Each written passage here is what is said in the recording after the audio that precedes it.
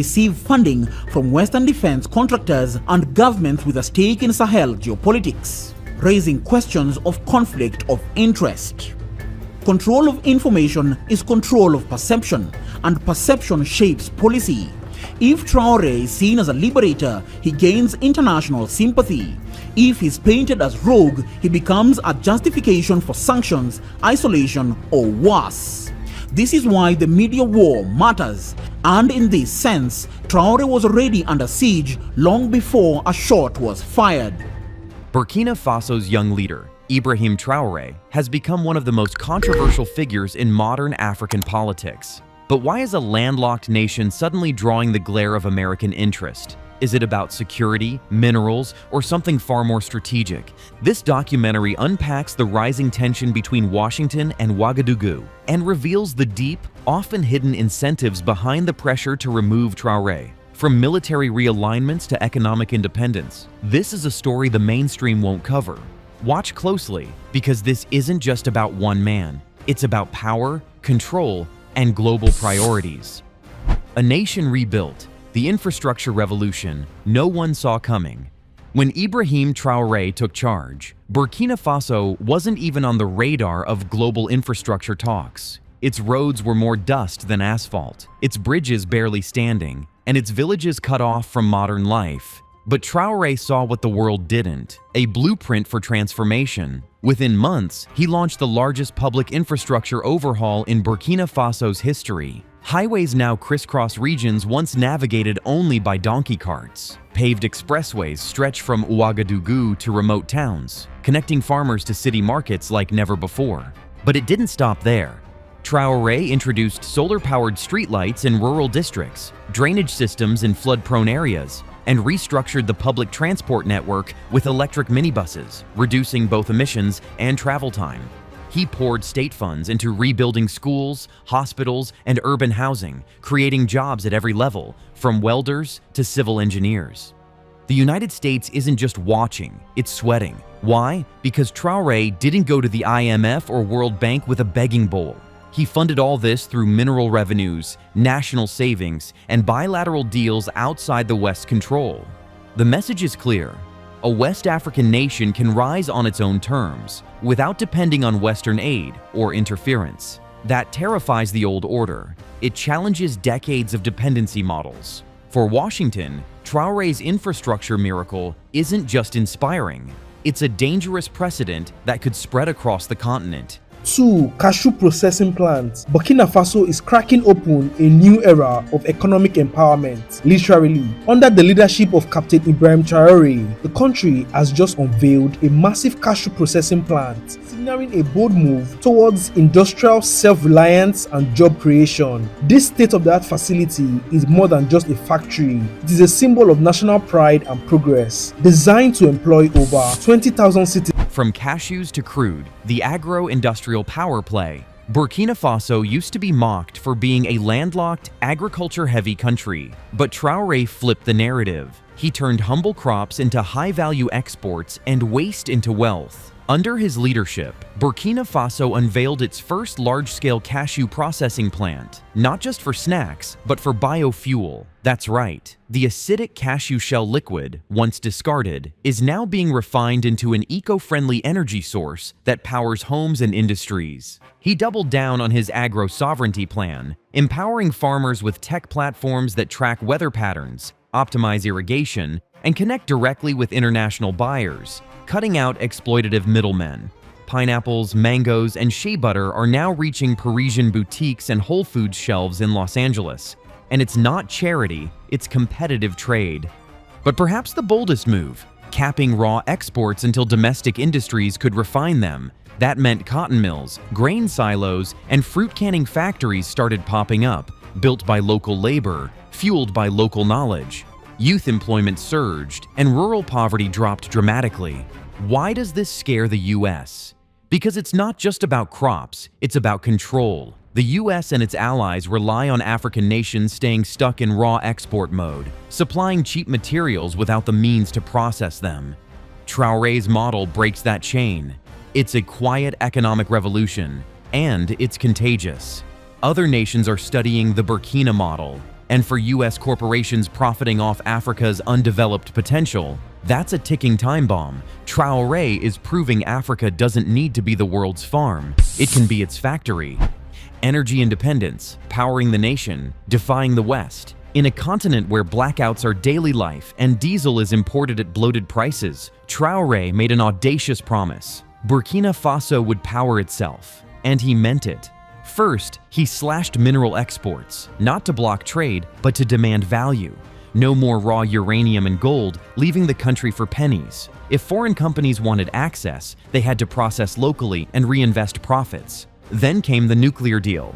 Traoré partnered with Russia and regional allies to begin developing peaceful nuclear energy for Burkina Faso. It sent shockwaves through Washington. Nuclear capability in the Sahel, outside NATO's orbit, that's not just bold, it's disruptive. But that's not all. Solar megafarms began cropping up across the Sahel belt. Entire villages were electrified within months. Diesel dependency plummeted. Local engineers were trained, certified, and employed, not foreign consultants flying in first class. Burkina Faso now leads West Africa in clean energy per capita. Rural women, once confined by nightfall, now run evening markets and learning centers under solar light. Why does the US hate this? Because energy is power, literally and politically. The West has long leveraged energy aid to manipulate African policy. But a self-powered Burkina Faso can't be bullied with fuel sanctions or oil price threats. It's not just energy independence, it's political autonomy. Traoré lit up his nation, and in doing so, dimmed the influence of every foreign player hoping to keep Burkina Faso in the dark. The security renaissance, order from the ashes. Burkina Faso was once overrun by terror groups, many of which operated with suspicious impunity. Entire provinces were no-go zones. Villagers fled in droves. But under Traoré, that changed with military precision. He didn't just deploy troops, he restructured the entire defense ecosystem. First, he established the Volunteers for the Defense of the Homeland, VDP, a locally trained civilian force equipped with both arms and intelligence tools. These were not mercenaries. They were farmers, traders, teachers, fighting for their communities. And they were effective. Attack rates dropped. Reclaimed villages started rebuilding. People returned to ancestral lands with hope. And to other stories, it has been nearly 3 years since Captain Ibrahim Traoré took on the reins of leadership in Burkina Faso, and there is a speculation in Western media of the type of government that he runs and if it's a democratic one. The charismatic 37-year-old has skillfully built the persona of a Pan-Africanist leader determined to free his nation from what he regards as the clutches of Western imperialism and neo-colonialism. Now, after seizing power in a coup in 2022, President Traoré's regime ditched former colonial power France in favor of a strong alliance with Russia that has included the deployment of a Russian paramilitary brigade and adopted left-wing economic policies. This included setting up a state-owned mining company requiring foreign firms to give it a 15% stake in their local operations and to transfer skills to Burkinabe people. The rule also applied to Russian miner Nordgold, which was given a license in late April for its latest investments in Burkina Faso's gold industry. As part of what President Traoré calls a revolution to ensure Burkina Faso benefits from its mineral wealth, the junta is also building a gold refinery and establishing national gold reserves for the first time in the nation. Second, he built regional military coalitions that bypassed ECOWAS and Western oversight. He pulled out of French military partnerships that had yielded little result, replacing them with joint Sahel task forces that shared real-time intelligence and coordinated action. He also overhauled military infrastructure, new barracks, better training, and most importantly, dignity. Soldiers were no longer disposable. They were protected, paid, and honored.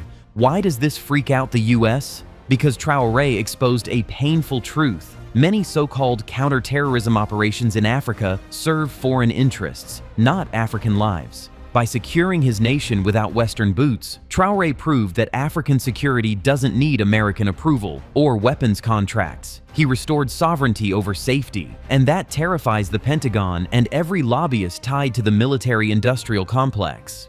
Traoré didn't just bring peace, he rewrote the rules of who gets to define it. Economic sovereignty, the rise of the Burkina dream.